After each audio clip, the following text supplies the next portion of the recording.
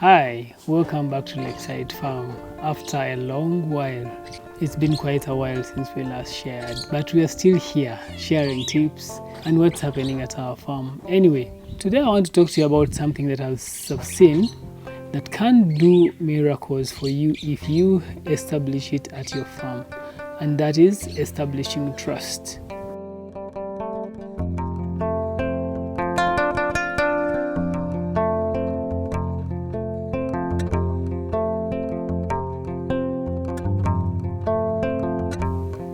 What do I mean by establishing trust? See, a lot of us are long distance farmers, or what I would call mobile farmers. We are not always at the farm. We only come to see how things are going and establish what is needed. But besides all that, we have entrusted our farms in the hands of our herdsmen, or the people that take care of the farm. And if you are going to succeed in working alongside those people, you are supposed to establish trust. You know, a lot of times we think we are the ones who are know-it-all. We think these people are always hatching a sinister plot to steal from us, maybe steal a goat or two. But the reality is people are going to respond the way you treat them. For example, we have 3 guys here who take care of our goats. And really there are times when I'm really so busy. I can't run from Kampala to come here. Besides, it's 200 kilometers between me and the farm. 200 kilometers. That's not a journey you can make every day. You have to know that you have people at the farm that you can trust. But that trust only comes when you show those guys that you actually trust them. And this trust does not come just by mere words. This trust comes when you let guys do things the way they know how to do. Yes, I know they can make a lot of mistakes, but as you know, you grow as they grow. Even us, we made a lot of mistakes ourselves. But as time went on, we started teaching these guys things. They are the ones who do the deworming. They are the ones who do the medication when we are not around. They know which medication to give. For example, we have a boar back, the one I showed you one time I got from Sinza goats. And that goat does not go to graze with the others because we were still keeping it alone, trying to make sure it grows to the maximum and then it will start mating.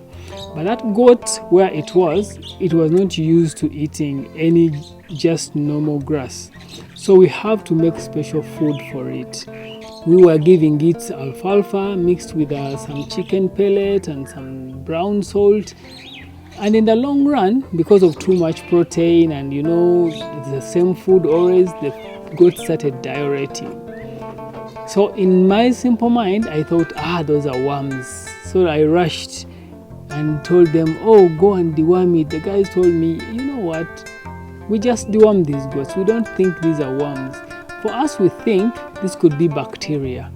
And let's try to give it some bacteria medicine. I told them, do you know the kind of medicine that can get rid of that bacteria? They told me, hey, you told us, and what you told us is what we're going to give it. I was skeptical because, this is an expensive goat, first of all. And I'm letting these guys treat it. I called the vet wasn't picking up. I called the one of Kiandongo, he was far away, he had gone back to school, and the goat was over diureting. So I decided, you know what? I need to trust these guys. So I told them, okay, go ahead and do what you think is right. But if it all fails, please let me know. I can just jump on the first bus in the morning and come. So they went ahead. And after telling them that, somehow I felt at ease. I knew they were handling it.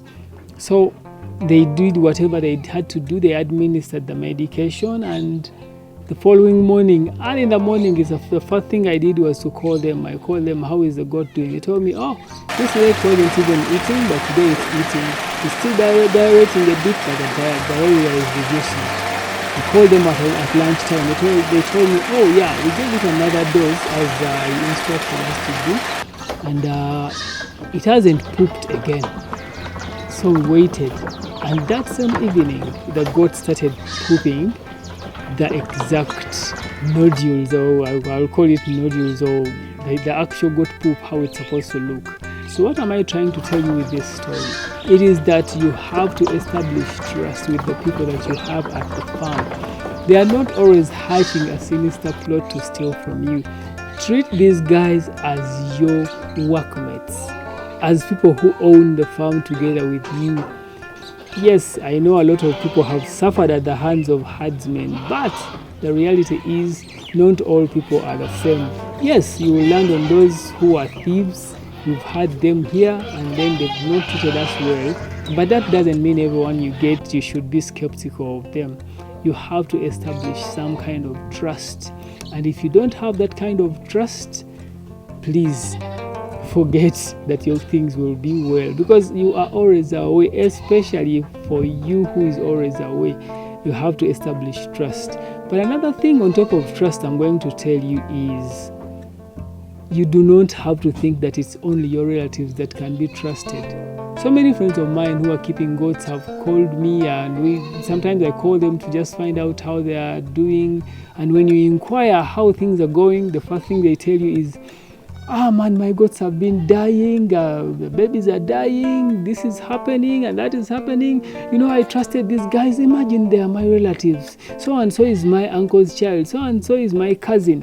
And they have mistreated me. They have disappointed me here and there. All that is because we have failed to trust other people. Trust does not have to be that it is only your uncle, your cousin, your brother. Anyone can be trusted, provided you are willing to let them handle things. So what I'm trying to tell you here today is establish some kind of trust around your farm, and the people will do exactly what you expect.